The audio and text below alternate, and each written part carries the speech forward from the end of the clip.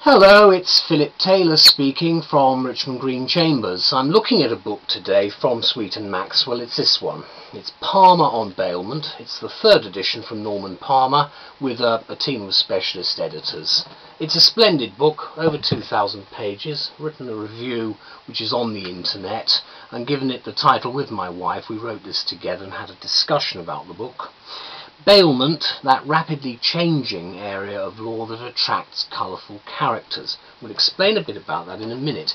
Have a look at this though, first of all, because I really like it when Sweet and Maxwell put these pictures in. There's a nice photograph of a canvas. It's called Bailed Up, and it gives you definitions of what bailment is, if you don't know about it. So say this is an interesting, very much in keeping with Sweet and Maxwell's structure. There aren't any paragraph numbers at the side, but they're indented, and you've also got the useful various information right at the back of the book, as well as of course an index. Let me tell you a little bit about the book in this short review. If you're involved as a practitioner in any aspect of bailment, you'll certainly need this book. It's new, it's the latest edition, and it's a definitive work, an authoritative. It was first published, and there'd been an 18-year gap, and since then, as the author puts it, the subject has moved with the times, both in doctrinal development and in commercial application.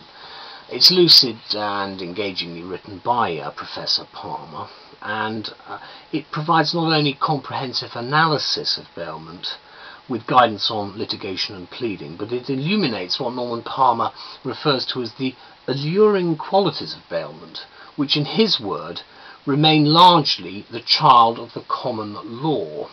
He then refers intriguingly in the preface to the engaging features of bailment, the beguiling dramatis personae that haunts its pages.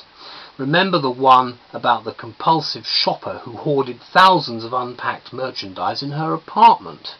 It and any number of numerous other examples pertaining to bailment provide you with much erudite insight and certainly entertaining reading.